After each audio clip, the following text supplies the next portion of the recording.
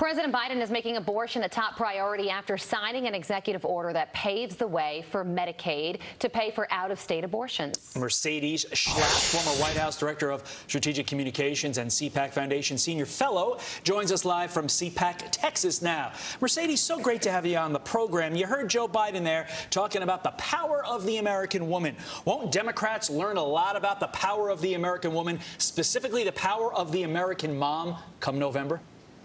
That's a great point. Well, I got to tell you, I think the fact that Joe Biden is trying to speak for all women, that's a big mistake, because what I've learned as I've traveled across the country is the fact that you're finding more and more women who are speaking out, very proud of their conservative principles, very proud of standing up for America First policies. And they have to remember that a woman is just not simply a body part. It's not all about abortion. It is about other big important issues, including making sure that we have a strong economy, that our children are able to get a quality education, not an indoctrinated leftist education.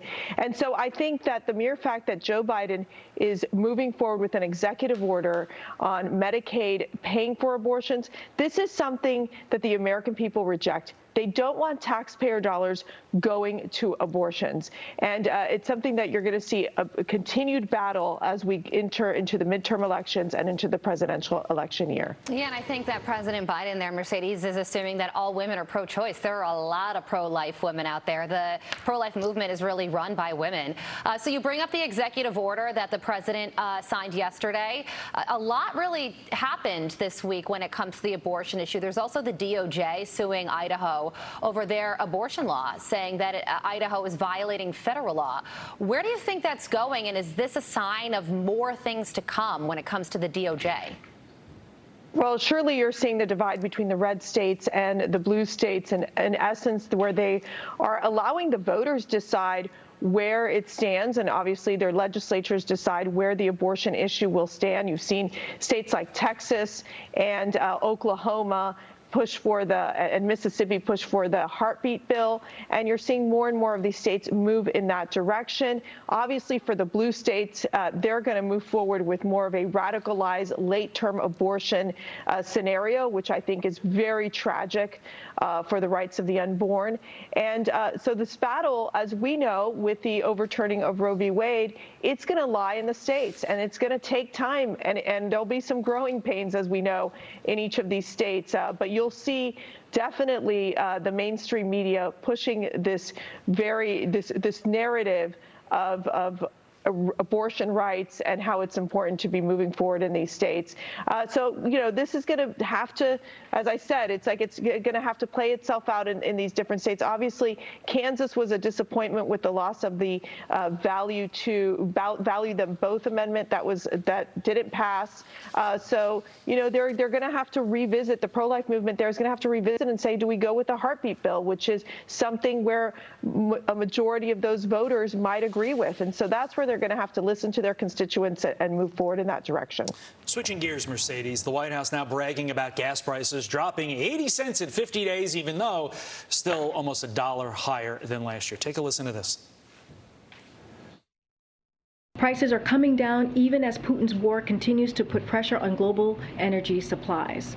President Biden promised he would address Putin's price hike at the pump, and he is. I mean, the national average, Mercedes, still in the fours, $4.13. That is not good. That is not something to celebrate. So to the point of the White House's spiking the football, isn't it a little risky right now to be celebrating when Americans are still suffering?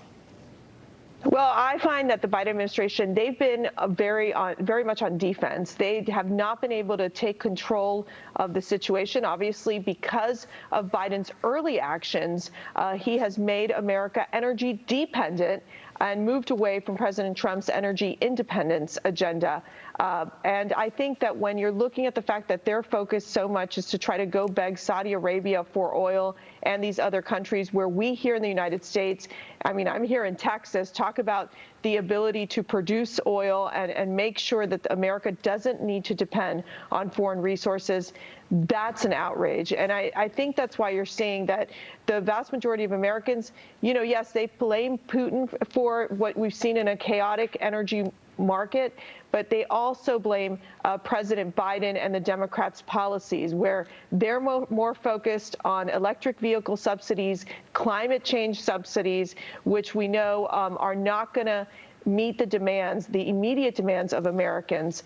So I think for the Biden administration, I think they've only hurt themselves, and I think it's going to hurt in the midterm elections for the Democrats. Yeah, and watch out when it comes to gas prices, because OPEC announced yesterday that they're increasing oil production by one of the smallest margins ever, about 100,000 barrels a day. And you could make the argument that that really is the end result of President Biden's trip to Saudi Arabia, so no success for him there. You mentioned that you're in Texas, and former President Donald Trump is going to give a keynote address at CPAC in Texas this week, which is why, of course, you're there. So can you give us a preview of what to expect?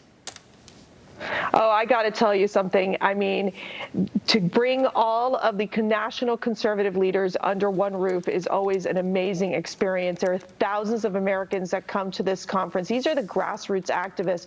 We're ready for this countdown to the midterms. Our theme this year is Fire Pelosi, Save America. It's very clear the direction that we're headed in. Obviously, you're going to have these amazing speakers from Congressman Jim Jordan, Senator Ted Cruz, and Bobart. It goes on and on with a very A-plus star list of individuals who are coming to speak, really get our grassroots activists motivated. We have an activism camp, a boot camp today, which of course addresses every single issue. If you're going to be a precinct worker, or how you're going to get involved in making sure that Republicans and conservatives win this year in the midterm elections. And let me tell you, there's a lot of energy that's going to be happening coming here from CPAC because they're ready. They're ready to make sure that we save this country and not let it fall into the hands of the leftists and their radical agenda. We got to go in 5 seconds, so I got to ask you a gotcha question. Does President Trump run in 2024?